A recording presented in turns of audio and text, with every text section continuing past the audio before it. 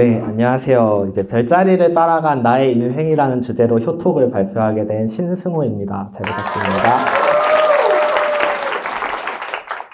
자, 먼저 제 소개를 간단하게 해보자면 저는 22살이고요. 지금 경희대학교 우주과학과를 재학하고 있어요. 그리고 취미는 영화 보는 거랑 음악 듣는 거 되게 좋아합니다. 네, 저는요, 어렸을 때 이제 여러분들이 다 아시는 이제 어머니가 일본 분이신 한일 가정에서 태어났고요. 이제 통일교를 다니고 있고 제 성격이 되게 소심하고 내성적이고 겁이 많고 과학을 좋아했어요. 근데 이제 어렸을 때부터 이렇게 한일 가정이다 보니까 이제 친구들의 그런 시선을 받잖아요. 근데 저는 되게 운이 좋게도 친구들이 어머니가 일본 분이라는 걸 되게 부러워했어요. 그래가지고 친구들이 막 일본 갔다 오면은 막 먹을 거 사오면은 막 나눠주고 그러면서 되게 저를 부러워 많이 했고 저희 어머니가 이제 저희 초등학교 일본어 교사도 하시고 이제 도서관 코디네이터로도 일하셔가지고 이렇게 어머니가 일본 분이라는 것에 대해서는 이제 어렸을 때 초등학교, 중학교, 고등학교 다니면서까지는 친구들에게 부러움을 사면서 살아왔어요. 근데 이제 통일교라는 부분에 대해서는 저는 되게 많이 숨겼어요. 되게 겁이 많아서 이 통일교라는 걸 알게 되면 애들이 저를 싫어할까봐 그게 되게 두려워가지고 숨기면서 살았고 이제 좀 눈치 빠른 선생님들이나 아니면 기독교 다니는 애들이 저를 보고 너는 통일교 다니지 살짝 이런 식으로 말을 할 때마다 되게 움츠러들었어요. 그래서 되게 숨기면서 살았어요. 그래가지고 이렇게 숨기면서 살다 보니까 교회 가는 것도 그냥 어머니 따라서 그냥 따라가는 그런 신앙생활을 해왔어요. 자, 그런데 그리고 이제 고등학교에 들어가면서 제가 기숙형 학교를 들어가게 됐어요. 그래가지고 이제 기숙사에서 생활을 하다 보니까 교회에 갈 일이 거의 없어지는 거예요. 그러면서 이제 교회하고 점점 멀어지는 것 같았어요.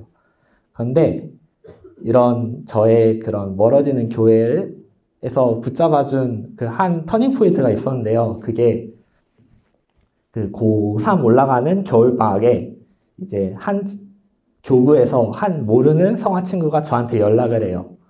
나랑 같이 성화총회 같이 나가볼래? 하면서 이렇게 연락이 오게 돼서 처음엔 되게 많이 무서웠어요. 어차피 아는 친구, 교회를 많이 안 나가서 아는 친구가 없으니까 있어봐도 뭐 그냥 조용히 있다 가겠지 살짝 이렇게 생각을 했는데 어쩐지 모르겠는데 그냥 하겠다고 하고 그 해 겨울방학 그 성화총회의 장기자랑팀 혹시 여기 전북 성화 있을지 모르는데 그때 빙고 같이 준비를 했었거든요. 그래가지고 그러면서 교회 친구들이랑 친하게 지나면서 이제 점점 교회와 가까워지는 것 같았고 그때 저희 전북이 되게 총회 준비할 때 엄청 으쌰으쌰해요. 전북!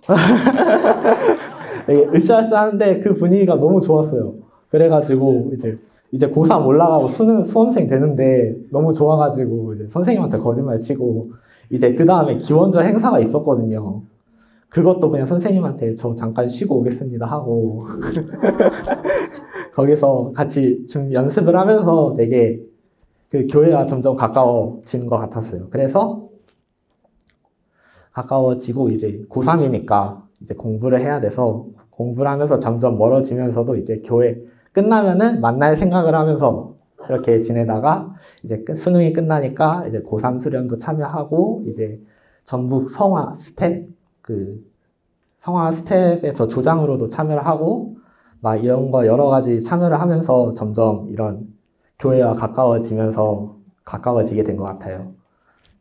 그렇게 가까워지면서 이제 성화 그 조장을 마친 한 수련에서 제가 이제 카시오페아 전북 지도교사단이 있거든요. 거기에 들어가서 활동해보고 싶다 해가지고 해서 대학교 1학년에 이제 카시오페아 활동을 하게 되었어요. 근데 이제 막상 대학교 오니까 너무 자유로운 거예요. 교회 가는 것도 선택이 되고 또 제가 학교가 되게 전북이랑 멀리 떨어져 있는 대학교라서 많이 내려가지를 못해서 활동하기가 너무 힘들었어요. 네, 대학생활. 진짜 이제 막 자유로워지니까 여러 가지 활동을 하고 싶은 거예요. 막 지도교사단 활동도 있고, 과 학생회도 해보고, 과 동아리 들어가 보고, 이제 막 응원단 활동도 해보고, 멘토링, TN2 멘토링이라고 그것도 해보고, 진짜 이것저것 다 해봤어요. 다 해봤는데, 이렇게 막, 다 해봤는데, 지치는 거예요. 너무 많이 하니까. 너무 많이 해서 지치는 거예요. 이제 그러면서 점점 하나씩 포기를 하게 돼요. 근데 포기를 하게 되고 그 포기할 때마다 되게 죄책감이 많이 드는 거예요. 되게 가장 먼저 포기하게 된 게 일단은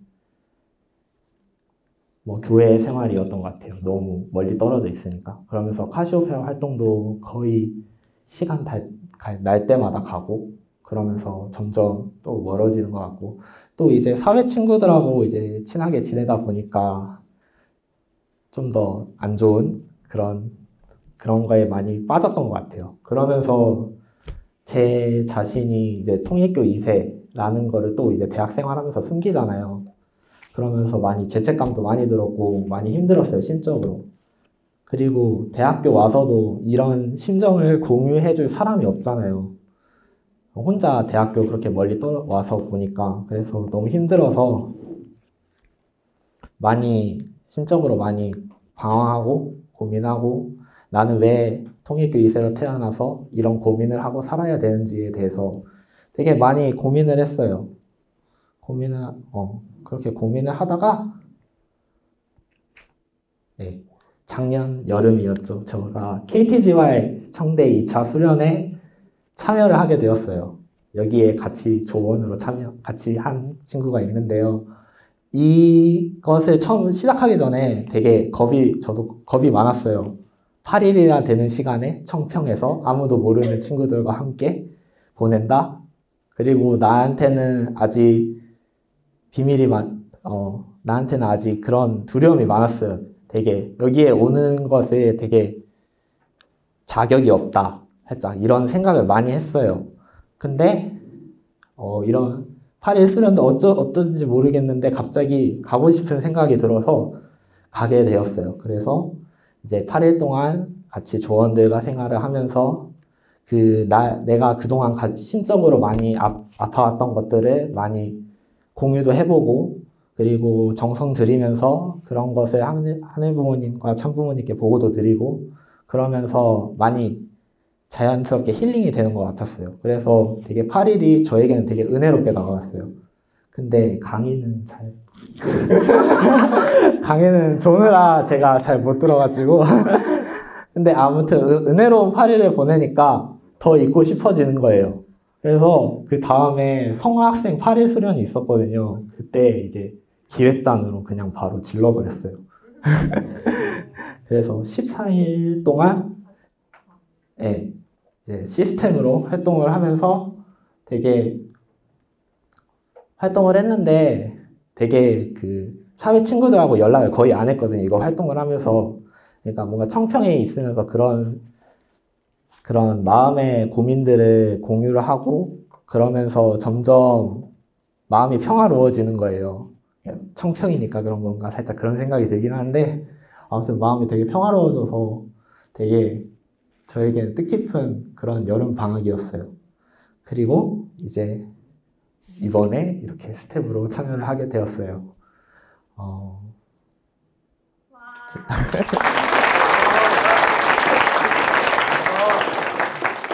대학교 1학년의 때 저로서는 생각을 할 수 없었던 그런 일들이었던 것 같아요. 제가 청평에 이렇게 오랫동안 있으면서 청평 가는 거 되게 무서웠거든요. 혼자서 가는 거 되게 겁도 많고 내가 비밀이 또 많으니까 그런 비밀을 뭐 막 그렇게 공유를 하잖아요. 심정 공유하면서 그런 거 보면 되게 두려웠는데 이렇게 활동을 하고 보니까 되게 공유를 하니까 마음의 짐이 되게 줄어드는 거예요. 그래서 되게 은혜롭게 보냈던 그런 날이었던 것 같아요. 네, 그 다음으로 이제 제가 대학교 1학년 때 좀 마음에 힘든 게 많았으니까 어떤 노래를 자주 들었는데 그 노래를 다 같이 들어보도록 할게요.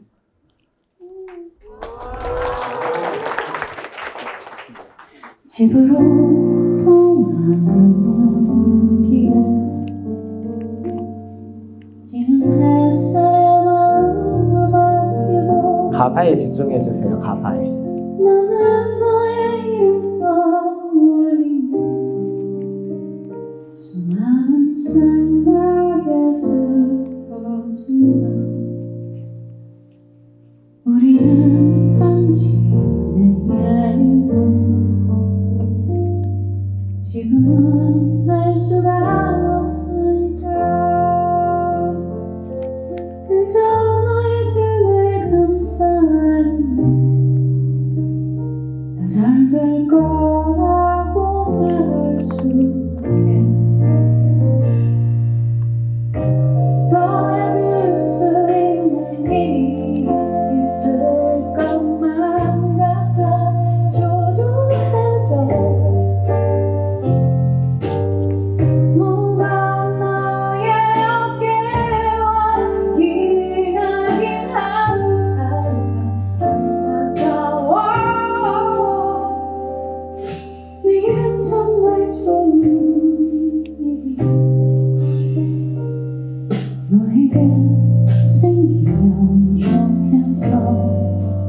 너에게 생기면 좋겠어. 너에겐 자격이 있으니까 이제 짐을 얻고 행복해지길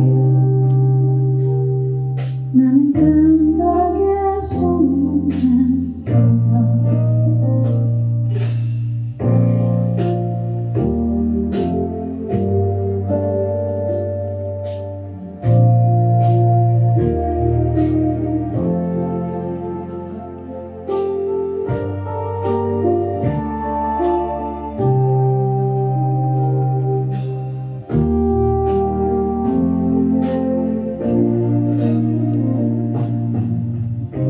세상은 너와 나에게 돌자리라고 두려운 곳이니까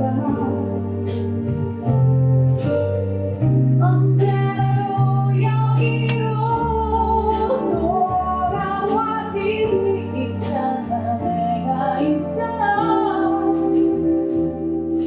내겐 정말 좋은 일이 우리를 기다려주는 새로운 운명이 떠오르기를 그저 간절하게 바라보는 이곳이기를 난 기도해본다.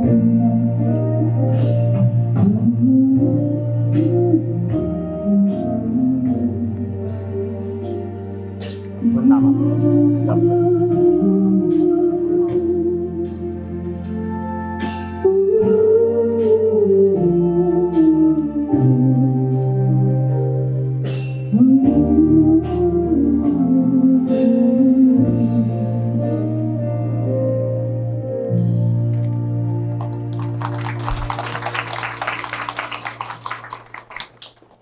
제가 이 노래를 되게 좋아해요. 왜냐면 가사가 너무 예쁘거든요. 내일은 정말 좋은 일이 너에게 생기면 좋겠어. 너에겐 자격이 있으니까. 이젠 짐을 벗고 행복해지길 나는 간절하게 소원해본다.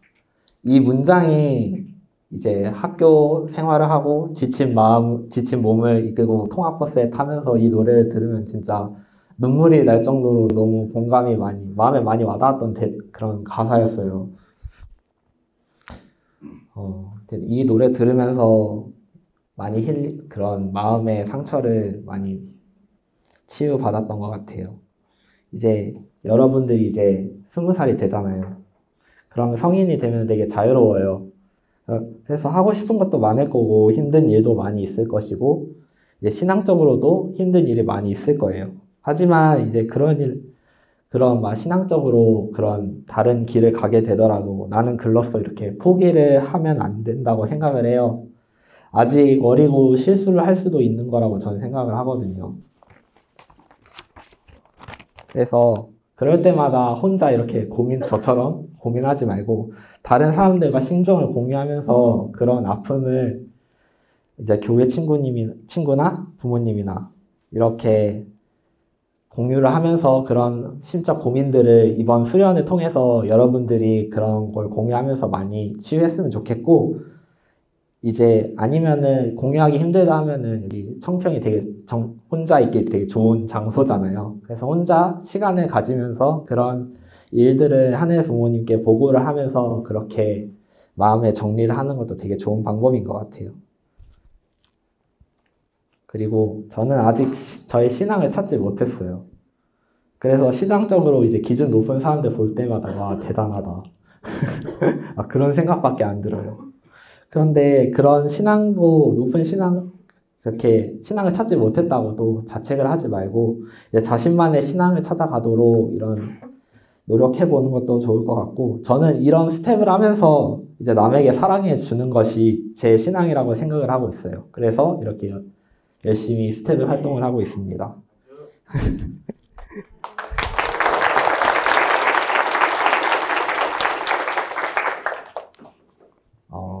그리고 마지막으로 하고 싶은 거는 제 발표 주제가 별자리를 따라간 나의 인생이라는 주제잖아요. 제가 과학과여서 그렇게 주제를 선정을 한 것도 있고, 이제 다르게 생각을 해보면 나의 인생의 길을 가는데 정답이 없어요.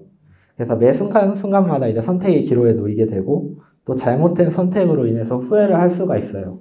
하지만 거기에 너무 연연하고 빠지지 말고, 이제 지나간 일은 지나간 일대로 그대로 받아들이는 게 가장 좋은 것 같아요.